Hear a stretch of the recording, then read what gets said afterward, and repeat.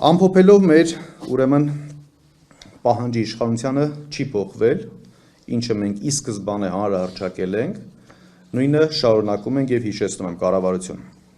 Այս փուլում կասեցնել, չնայած համարյա կասեցմանը մոտարկված է ձեր գործողությունը, բայց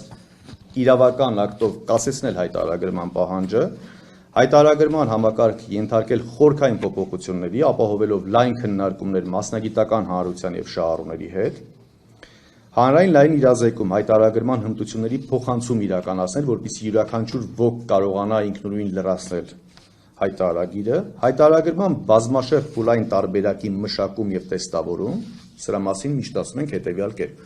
Սկզբից պետական պաշտոնյաներ, այնուհետև խոշոր բիզնեսմեններ, այնուհետև ըստ եկամուտների այդպես նվազեցնել։ Մոտավորապես 10-ից 15 տարում նոր կարելի է Հայաստանի Հանրապետությունում այս համակարգը ներդնել։ Եվ հայտարարագրման նոր համակարգի ներդրում, որը իրապես կունենա բարի նպատակ եւ իրապես ուղղված կլինի սոցիալական խնդիրների լուծմանը եւ ոչ թե սոցիալական խնդիրների խորացմանը։ Եվ մեր վերջում մեր սիրելի քաղաքացիներին շնորհակալություն եմ հայտնում համատարած այսպիսի բոյկոտ ապահովելու համար, այսպիսի դիմադրության ճակատ ստեղծելու համար եւ խորհուրդ եմ տալիս շարունակել համատարած բոյկոտը, շարունակել ձեր հաղթանակի վերջնական ամրագրման ճանապարհը։ Շնորհակալություն։ Եթե ունենք հարցեր, կարող եմ արդեն հարցերին պատասխանել։ Աշխատող մարդը, եթե ինքնազգուշ աշխատավարձ են, այդ եկամուտություն, դա միևնույն ասեն հաշվապահությունը այս ամեն ինչը ներկայացնում է, չէ՞։ Իհարկե։ Այսինքն դրանից բացի երկրորդ անգամ նույն բանը ներկայացնում իմաստավորն է, դա առաջինն է, ձեր կարծիքով այս ապահովականությունը ինչի հետևանք է։ Պարտադրանք կա դրսից, թե ինչ-որ շահագրգռվածություն կա։ Երկուսը միաժամանակ։ Պարտադրանք դրսից միանշանակ կա, որովհետև տարբեր գրանտային ծրագրեր, որ բերում են ու գովազդում են, ասում են, տեսեք, այսքան գրանտ, այսքան գումարներ ստացանք եւ այլն, այդ գրանտների հետևանքները լինում են այսպիսի։ Պարտադրանքը միանշանակ կա։ Երկրորդը, սա այն դեպքն է, որ մի գնդակով երկու նապաստակ են խփում, էլի, այսինքն մի կողմից արտաքին ուժերի պարտադրանքը ասում են, տեսեք, կատարված է, երկրորդ կողմից սա դառնում է իրենց համար այդպես մարդկանց վերահսկողության գործիք, տնտեսական ահաբեկման գործիք եւ այդ թվում քաղաքական ահաբեկման գործիք, որովհետեւ հայտարարագրով փորձելու են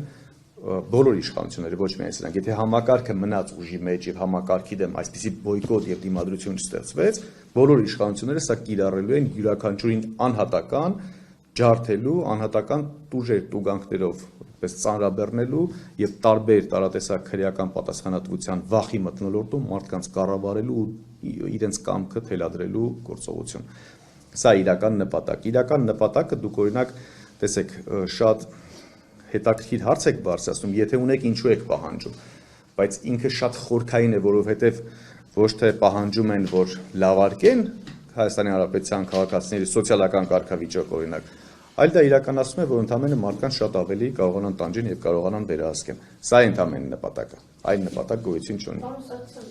Հստակ ասեք,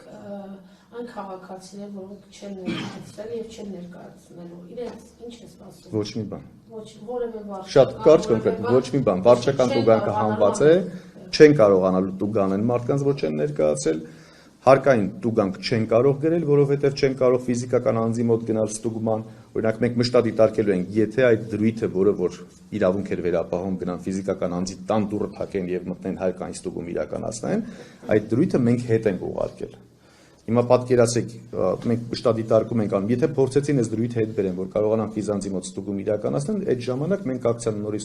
նոր շունչ ենք հաղորդելու եւ պայքարը շարունակելու ենք։ Այս պահին հարկային որևէ տուգանք գոյություն ունենալ չի կարող, վարչական տուգանք գոյություն ունենալ չի կարող։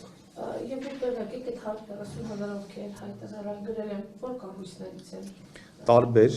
ուրեմն պետական աշխատողներ։ Իհարկե նաև պետական աշխատողներ, որովհետև պետական աշխատակազմին կոնկրետ պարտադրում կար,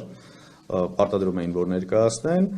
հիմա շարունակելու են պարտադրել իհարկե, բայց նաև պետք է պետական աշխատակազմին խորին շնորհակալություն հայտնել, որ իրենք չեն տրվել իրենց այսպես վերադասների հրահանգներին, ընդորում ապօրինի հրահանգներին եւ չեն ներկայացրել։ Պետական աշխատողներն են, կան մարդիկ, ովքեր որ սոցիալական կրեդիտ ստանալու պատճառաբանությամբ են ներկայացել 100,000-ական դրամների, որովհետև գիտեք, այդ մարդկանց մենք երբևէ չենք էլ ասել մի ներկայացրեք։ Իրենք ունեն ֆինանսական խնդիրներ եւ թեկուզ համալսարանի վճարի ուսման վարձի դիմաց 100,000-ի փոխհատուցումը բավականին լուրջ սոցիալական խնդիր է լուծում, այս մարդիկ ներկայացրել են, հաջորդ խումբը բիզնեսմեններն են, այսինքն կազմակերպությունների բաժնետերը, սեփականատերներն, որոնք որ 2023 թվականին են ներկայացրել, այսինքն 23 թվականի համար 24-ին։ Իրենք այսպես սովորույթի ուժով ներկայացնելով գնացել են։ Այս 3 հիմնական շերտն են ներկայացնողները։ Իմ հարցը վերաբերում է հայտարարագրման ներկայացնում, այսօր վերջի օրն է, դուք ասում եք բոյկոտել, բայց նաև իշխանությունները նշում են, որ եթե անգամ հայտարարագիր մարդը չմտնի համակարգում, որևիցե գրառում նշում չանի, այնուամենայնիվ այդ հայտարարագիրը ինքը արդեն լրացված է համարվելու, որովհետև ՏԵԿ-ը իր համակարգում ունի արդեն տվյալ անձի տվյալները։ Հիմա բազմաթիվ մարդիկ կան, որոնք չեն մտել եւ չեն լրացրել այդ հայտարարագիրը, բայց այդ հայտարարագիրը վաղը արդեն ըստ էության ավտոմատ ներկայացված է լինելու։ Այս դեպքում բոյկոտը ինչու է կայանալու։ Ես վստահ չեմ, որ վաղ արդեն ներկայացված է լինելու, դուք խոսում եք մի այսպես տեղեկատվության մասին, որը պետեկամուտների կոմիտեի մոտ կա, այսինքն վարձու աշխատողների աշխատավարձի վերաբերյալ ներողություն գոյություն ունի պետեկամուտների կոմիտեում անհատական հաշվառման տեղեկատվություն, այսինքն դա վերել հայտարարագրի մեջ ընդհանրացնել անիմաստ գործողություն է Եվ ընդհանրապես այդ հայտարարությունը վերաբերվում է իրենց հետ քայլի եւ իրենց գործողության տապալումը չընդունելու ընդհանրապես ուրիշ բան այստեղ գոյություն չունի։ Բոյկոտը վերաբերվում է հետեւյալին, որպեսզի չտրվեն այդ խաբեություններին եւ ՊԿ ասում է այնուամենայնիվ դա համարվում է ներկայացված հետեւաբար դուք մտեք ստորագրեք, եթե որևէ մեկ այս 730,000 քաղաքացին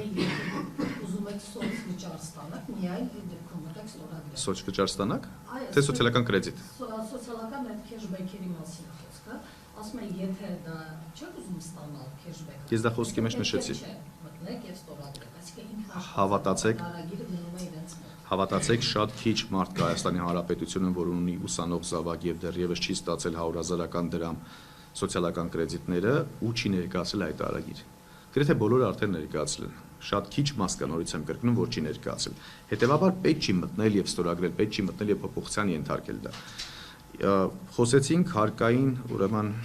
ինքնահայտարարագրման սկզբունքից եւ պատասխանատվության անխուսափելիության սկզբունքից։